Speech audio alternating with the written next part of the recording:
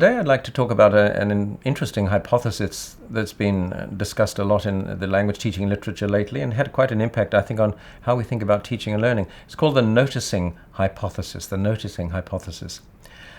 Now, to explain what this means, let's just go back a little and think about some of the ways in which language proficiency develops in people.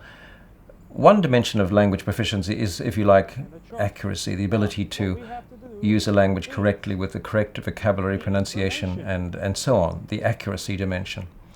Another is the fluency dimension, the ability to keep communication going, to make yourself understood despite gaps in your knowledge and so on. And sometimes accuracy and fluency don't always complement each other. Somebody's language may be very accurate, and yet they're not really very fluent. They have a lot of difficulty saying what they want to say. In other circumstances, somebody may be very fluent but not very accurate. You think of taxi drivers in countries where you visited, and they may make themselves understood but use very simple, very inaccurate English. So accuracy and fluency are two important dimensions of language learning. Sometimes we develop fluency at the expense of accuracy. And over time, people don't always improve their language accuracy because they don't notice what's wrong with their language. And the noticing hypothesis really addresses this issue. It says that in order for you to be able to progress in your language development and to move your language from where it is now to where it should be in the next stage of development, you really have to notice something about your language. How does it differ from the way people who are more proficient in English, how does it differ from them?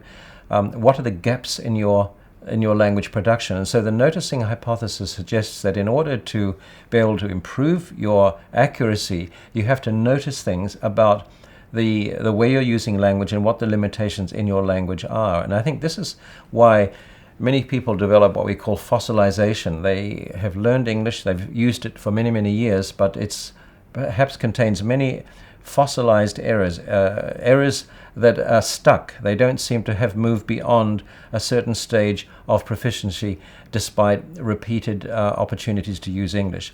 And I think their English has become fossilized perhaps because they are not aware of it. They haven't noticed the common mistakes that they're making. No one's ever pointed it out to them. So it's important, I think, in language learning for learners to be given the opportunities to notice the difference between an intermediate level way of saying something and an advanced level way of saying something.